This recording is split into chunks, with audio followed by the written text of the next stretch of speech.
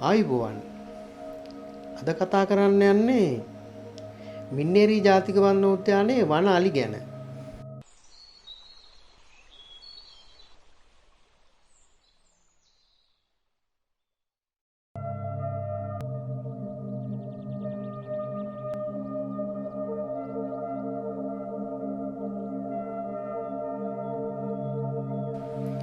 විශේෂයෙන්ම වනාලි පමණක් නෙවෙයි වන සතුන් 100,000 ගණනකට ජීවය ලබා දෙන මින්නේරිය ජාතික වනෝද්‍යානය ගැන. එහි විශේෂත්වය වන්නේ මින්නේරිය වැව මූලික කොටගෙන පිහිටි විශාල ප්‍රමාණයේ ඝන වනාන්තරයක් වීමයි. තවත් විශේෂ ලක්ෂණයක් වන්නේ ස්වභාවිකව පිහිටි ස්වභාවික ජල පහරවල් සහ වනාන්තරයේ මැදින් මින්නේරිය වැව පෝෂණය කරන දිය පහරවල් වලින් පිරී තිබීම තවත් විශේෂත්වයක්. මින්නේරි ජාතික වනෝද්‍යානයේ තවත් සිත් අද ගන්නා සුළු දසුනක් වන්නේ දෙස් විදෙස් සංචාරක පක්ෂීන් ජූනි ජූලි අගෝස්තු මාසවල වනාලි පමණක් නොවේ දෙස් විදෙස් සංචාරක කුරුල්ලන් මිනුත් ඉරිතිරිය යන ඒකම වසන්තය රැගෙන පැමිණෙන වන අලි රංචු 100,000 ගණනින් මින්නේරි ජාතික වනෝද්‍යානයේ පුරා සැරිසරනවා.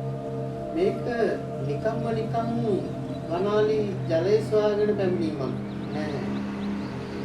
මින්නේරිය ජාතික වනෝද්‍යානයේ වැව් පිටිය තුල සහ අවට ප්‍රදේශවල අධික නියගය නිසා වනාන්තර තුල ඇති ජල උල්පත් සහ වනාලින්ගේ පෝෂණ අවශ්‍යතාවය සපුරන ගස්වැල් වියලියාමත් මින්නේරිය ජාතික වනෝද්‍යානයේ තුලට වනාලි එකතු වීමට තවත් ප්‍රධාන හේතුවක්. ජූනි ජූලි අගෝස්තු මාස වෙනකොට මින්නේරිය ජාතික වනෝද්‍යානයේ සම්පූර්ණයෙන්ම ජලය විශාල වශයෙන් සිඳී යන කුඹුරු සඳහා වතුර නිකුත් කිරීම මේකට ප්‍රධාන හේතුවක්. ඉතින් ඊට පස්සේ වැව් පතුලෙන් වැව් පිටියෙන් මඩ සහිත පෝෂණය වුණු වැව් පිටිය තුලින් මතුවෙන ලා දළු තනකොළ ආහාරය ගැනීමට වනාලින් ඉතාමත්ම කැමැත්තක් දක්වනවා. ගස්වැල් වල සහ වනාන්තර තුල ඇවිදිමින් ආහාර ලබා ගන්නා වනාලින් වැව් පිටිය තුලට ඇදී එන්නේ નિરાයසයෙන්.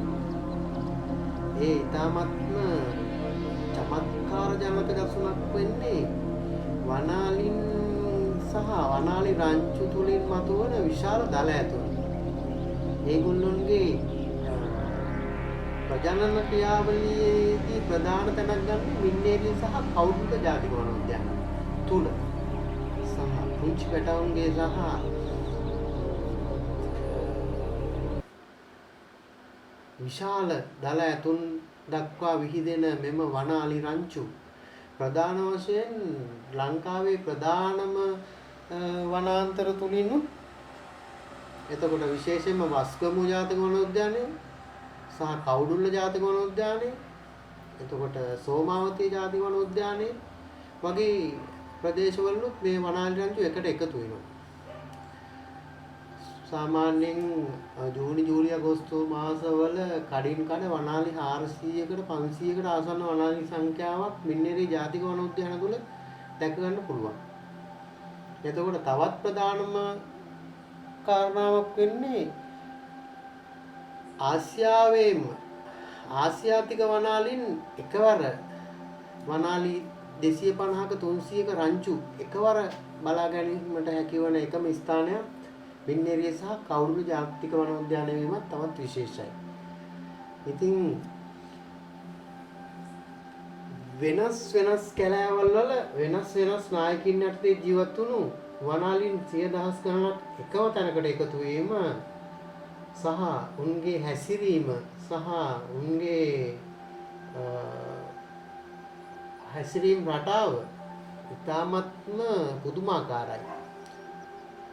අවුරුද්දකට පස්සේ හම්බුණු පරණ යාළුවෝ වගේ එකට එකතු වෙලා හොඬවැල් පටලවා ගනිමින් චමත්කාර ජනක දසුන් මවන චමත්කාර ජනක රණ්ඩු සිදුවන පුංචි පැටවුන්ගේ විවිධාකාර කෙලිදොලින් සෙල්ලම් කරන ඒ වගේ විශාලම දර්ශන පෙළ දැක ගන්න පුළුවන්. ඉතින් ප්‍රධානම කාරණාව වෙන්නේ පසුගිය වසරවලදී බිහි වුණු පුංචි පැටව් සහ වනාලි රංචුවට එකතු වෙන ප්‍රධාන වන ඇතුන් සහ ඒ වගේම වනාලි අතර ඇතිවන රණ්ඩු තමන්ගේ වර්ගයා බෝ කිරීමට වර්ගයාගේ ඉදිරි පැවැත්ම පවත්වාගෙන යාමට සහ ඔවුන්ගේ සහකාරියන් වෙන් කරවා ගැනීමට ඒගොල්ලෝ අතර විවිධාකාර හැලහැප්පීම් සිද්ධ වෙනවා. ඒවත් බලා ගන්න පුළුවන්. ඉතින් මේ සියලුම දේවල් අතරේ ඊ타මත්ම චමත්කාර දමක වනාලි සම්පත මේ වගේ ළඟට සහ මේ වගේ ඊ타මත්ම සමීප දසුන් නැරඹීමට නම් මින්නෑරිය වනෝද්‍යානයට යන්නම වෙනවා. ඉතින් මේක බලන් ඉන්න හරි පුදුමාකාර දසුනක්. ඒ වගේම මේ අලින්ගේ පැවැත්ම පිළිබඳව තියෙන ප්‍රශ්න සහ මේ අලින්ගේ ඉදිරි අනාගතය පිළිබඳව අවිනිශ්චිතභාවයත් මේ රූප රාමු වලින්ම දකින්නට තියෙනවා. ඒ කියන්නේ සත්තුන්ගේ වෙඩි පාරවල් තුවාල වෙච්ච ඒවා.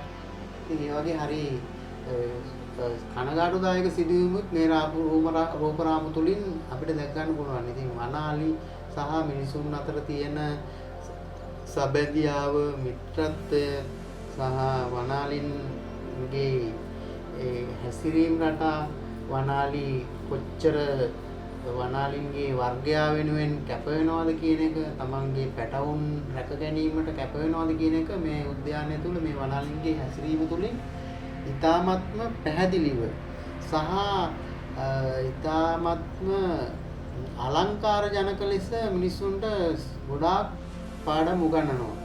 ඉතින් ඇත්තටම මේ රූප රාමු නරඹලා වන අලින් ගැන සහ වනාලින් ගැන තියෙන උනන්දුව සහ වනාලින්ට ආදරය කරන්න කියලා තමා මම කියන්නේ හැම වෙලේම. මිනිස්සුන්ගෙන් සිදුවන හානි ඉතාමත්ම වැඩි වෙලා තියෙනවා මෑත කාලයේදී. ඉතින් ජාතික වනෝද්‍යානය තුළට එකතු 300-400ක වනාලි රංචු වල ඇත්තටම තුවාලයක් සිදු නොවී ඇති අලියෙකු ඇතෙකු සොයා ගැනීමට නොහැකි තරම්. ඉතින් මේ සත්තු අනාගතය වෙනුවෙන් අනාගතයට රැක ගැනීම වෙනුවෙන් විශාල කාර්යභාරයක් මිනිසුන් වන අපිට කරන්න තියෙනවා කියන එක තමයි මට අවසාන වශයෙන් කියන්න තියෙන්නේ.